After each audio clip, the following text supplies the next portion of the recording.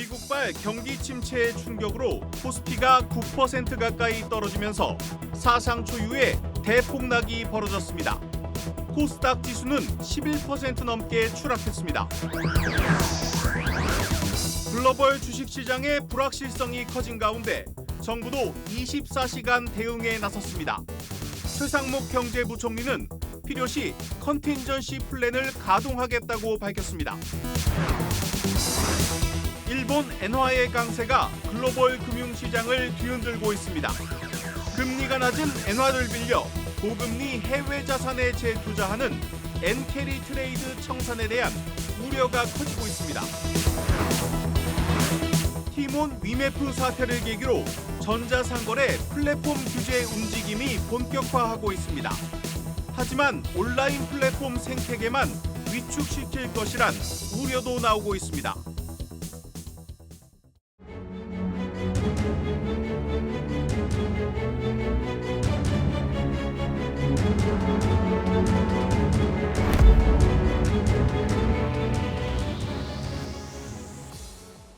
뉴스 플러스 시작합니다. 오늘은 그동안 우리가 경험해보지 못했던 하루였습니다. 한 회사 주식이 아니라 우리나라의 대표지수 코스피가 오늘 하루만 9%, 무려 234포인트가 떨어졌습니다.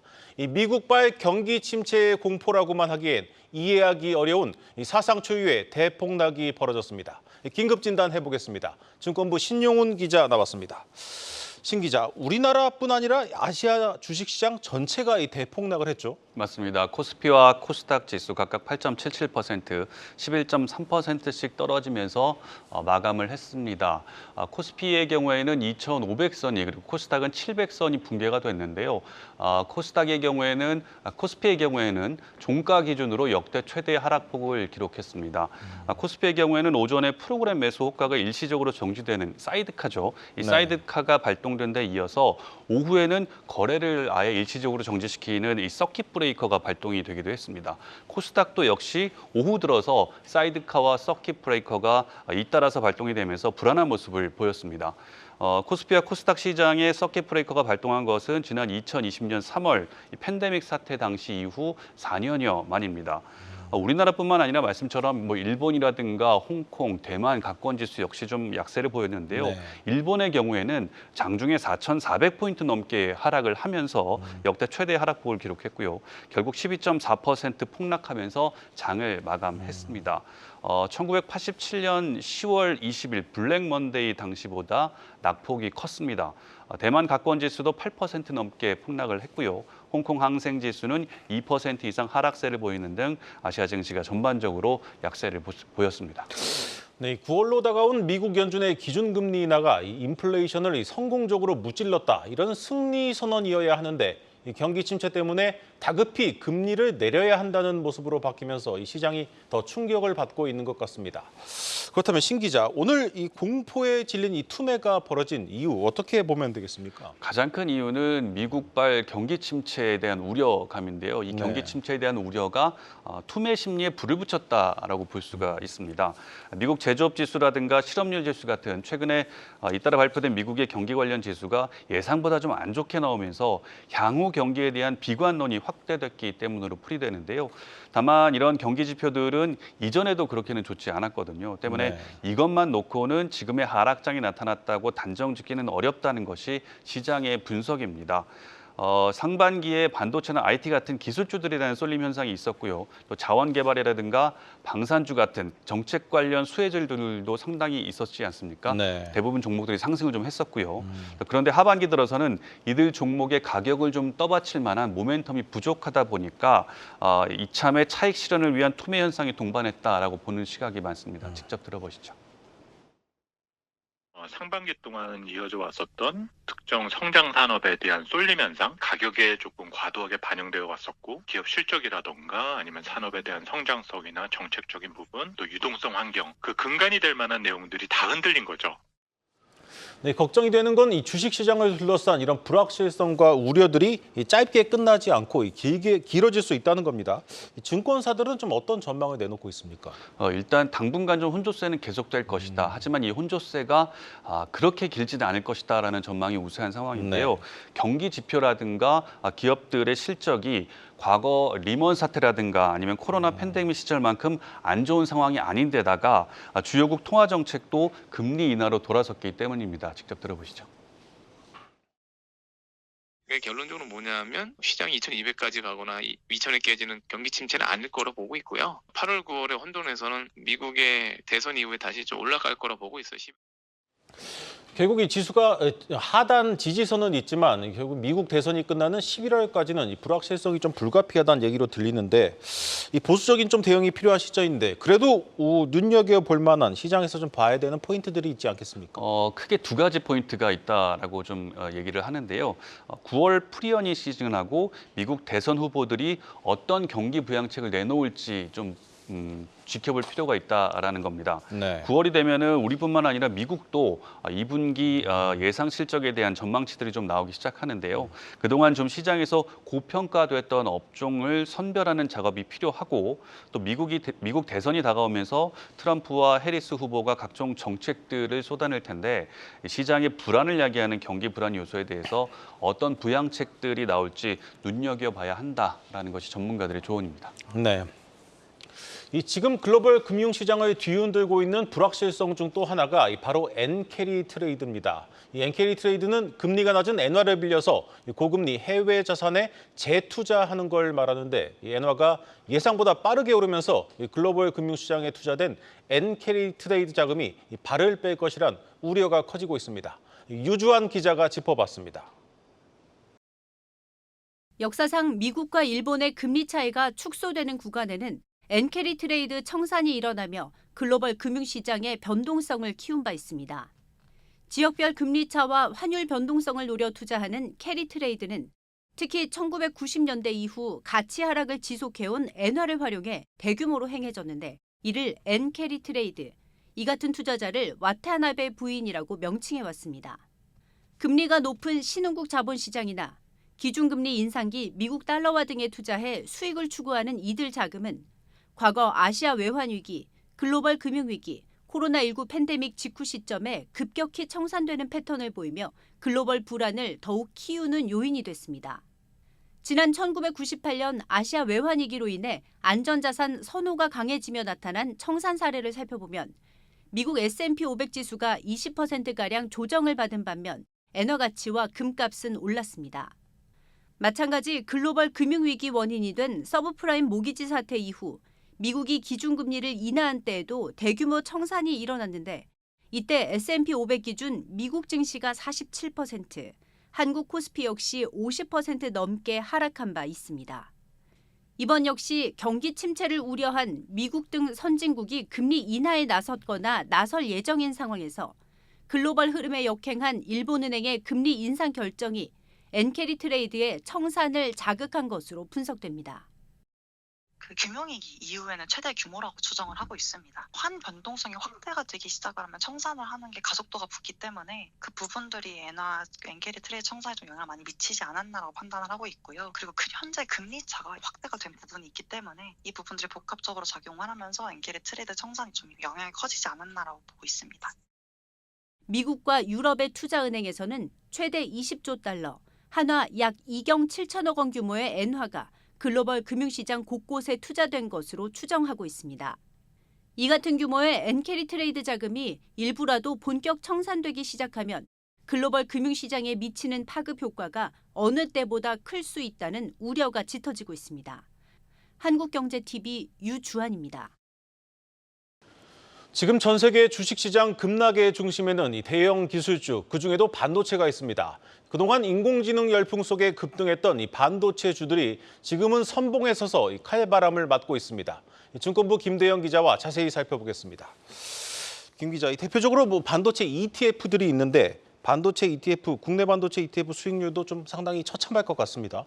네, 그렇습니다. 최근 한 달 기준 전체 ETF 가운데 이 수익률 최하위는 타이거 미국 필라델피아 반도체 레버리지였습니다. 47% 넘게 빠졌고요. 레버리지 상품을 제외하면 이 수익률 하위 1위에서 13위까지 모두 반도체 ETF가 차지했습니다. 적게는 27%, 많게는 33%대까지 하락한 것으로 집계되는데요. 기간을 증시가 급락한 최근 일주일로 좁혀보면 상황은 더 심각합니다. 솔 미국 AI 반도체 칩메이커가 20%가량 빠지며 최하위를 기록했습니다. 이외 타이거 AI 반도체 핵심 공정과 하나로 반도체 핵심 공정 주도주 등 순으로 손실폭이 컸는데요. 오늘은 일본의 종합주가 지수인 토픽스의 하루 수익률을 2배 추종하는 ETF가 25%대로 가장 많이 떨어졌습니다. 근소한 차이로 미국 필라델피아 반도체 지수와 FN가이드 반도체 탑10 지수에 베팅하는 ETF가 하위권 2, 3위에 머물렀습니다. 미국의 경기 침체와 글로벌 증시의 상승장을 주도해온 빅테크 기업 매그니피센트 7 실적에 대한 우려가 맞물리면서 이 긴장감이 고조되는 상황입니다. 네, 최근 국내 개인 투자자들이 상승 시 두세 배 수익을 얻을 수 있는 레버리지 ETF를 대거 사들였는데 최근 그리고 오늘 시장이 좀 폭락하면서 손실이 상당하겠습니다.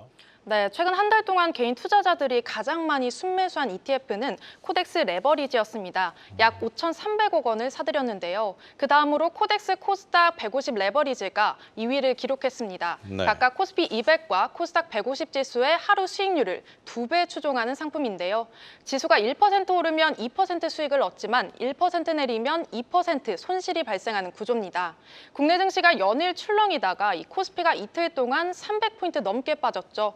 단타를 통해 수익을 얻는 게 유리하다고 판단한 투자자들의 매수세는 이 레버리지 ETF에 집중됐는데요. 하지만 한 달 수익률은 각각 마이너스 8%대로 이 손실을 피해가지 못했습니다. 지난달 반도체주가 조정 양상을 보이자 이 뒤늦게 추격 매수에 나섰던 투자자들의 이 소가리가 깊어지고 있습니다. 근데 이 해외 주식에 투자하시는 분들도 미국 이제 반도체 ETF 많이 사지 않았습니까? 이 경우는 좀 성적이 어떻습니까? 네, 우선 동학개미는 물론 이 서학개미들도 반도체 ETF, 특히 레버리지 상품을 집중 매수한 것으로 나타났습니다. 네. 지난달 순매수 1위는 이 디렉시온 데일리 반도체불 3X 셰어스가 차지했는데요. 미국 필라델피아 반도체 지수의 등락률을 이 3배로 추종하는 ETF입니다. 총 5억 6천만 달러, 우리 돈으로 약 7,600억 원을 사들였는데요. 수익률은 마이너스 49%입니다. 네. 미국 장기채를 3배 추종하는 디렉시온 데일리 20년 이상 미국채 3배 ETF도 약 1,130억 원 담은 것으로 나타났습니다. 이 지난주로 범위를 좁혀보면 반도체 레버리지 ETF를 집중적으로 사들인 모습이 두드러집니다. 순매수 1위는 기준이 한 달이든 일주일이든 디렉시온 데일리 반도체불 3X 셰어스로 변함이 없었는데요. 수익률이 일주일 만에 42% 넘게 빠졌습니다.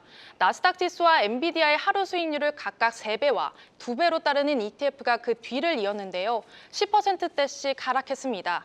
특히 레버리지 상품은 기초자산 등락에 따라 시간이 갈수록 손실이 커지기 때문에 장기 투자에는 적합하지 않은데요. 단기간에 고수익을 내려다가 이 손실폭이 누적될 수 있다는 점 유의하셔야겠습니다. 네, 잘 들었습니다. 증권부 김대현 기자였습니다.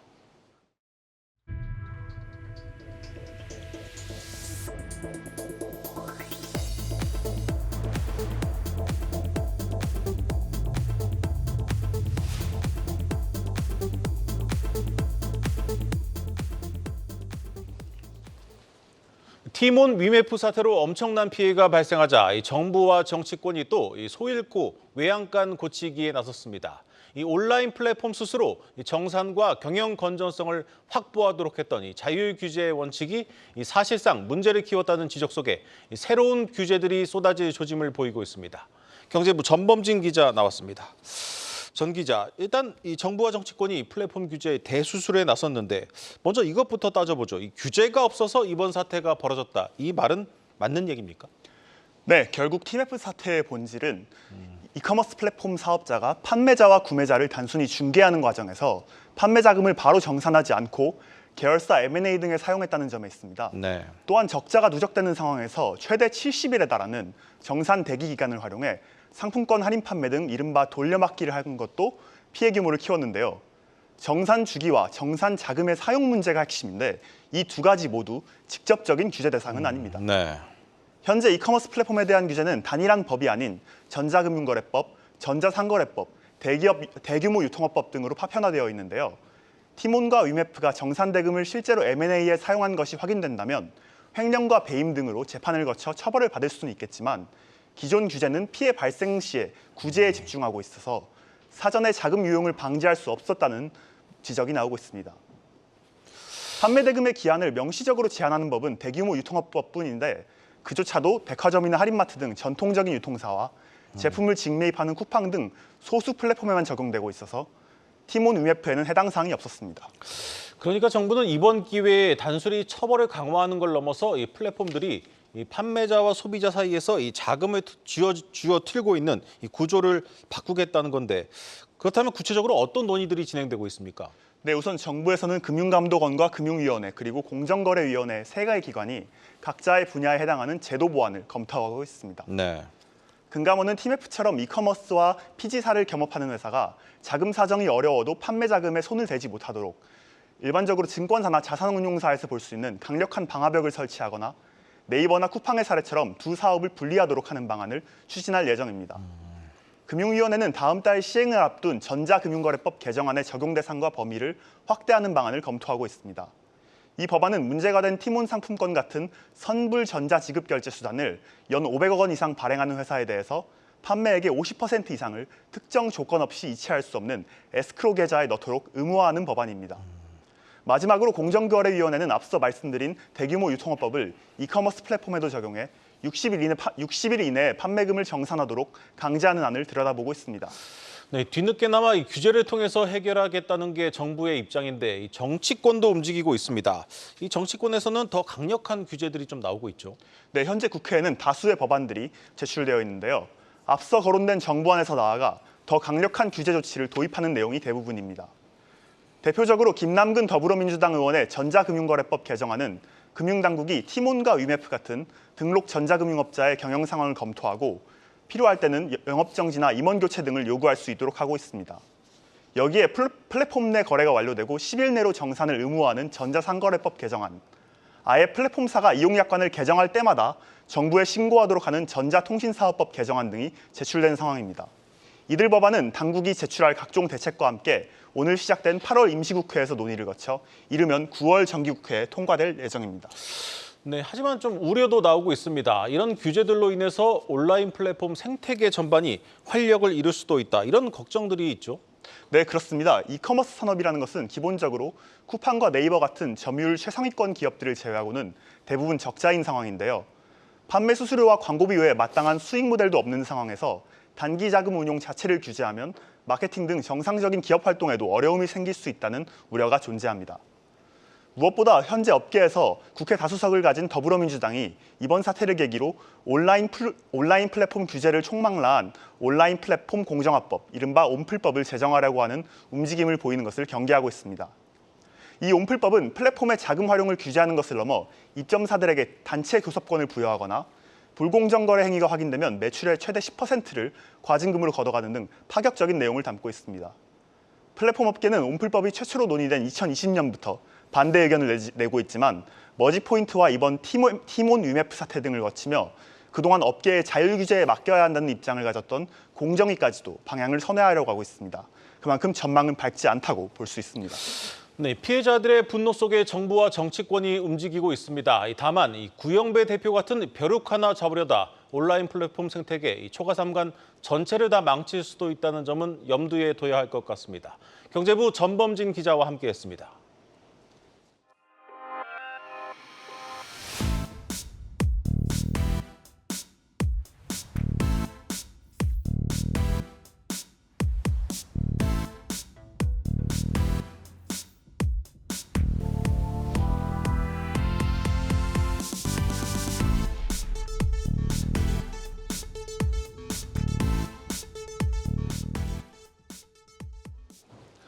NC소프트가 적자를 기록할 것이란 예상을 깨고 영업이익을 낸 2분기 성적표를 내놨습니다. 실적 하락세는 여전했지만 주력 게임인 리니지가 버팀목 역할을 톡톡히 했습니다. 박혜린 기자입니다.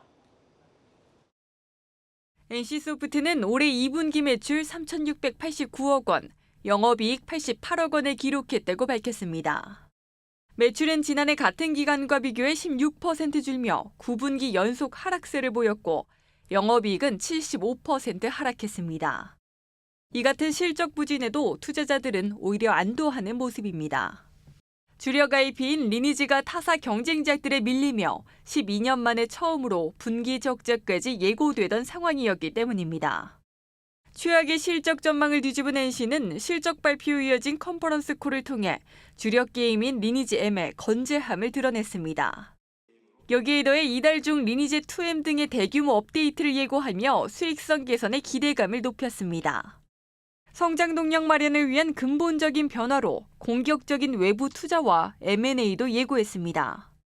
실제로 NC는 오늘 국내 서브컬처 게임 개발사인 빅게임 스튜디오에 370억 원 규모의 판권과 지분 투자를 완료했다고 밝혔습니다.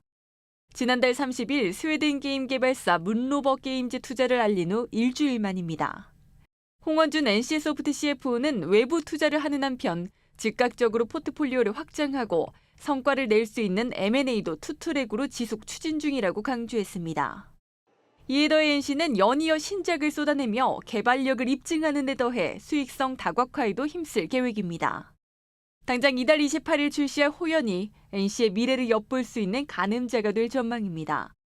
한국경제TV 박혜린입니다.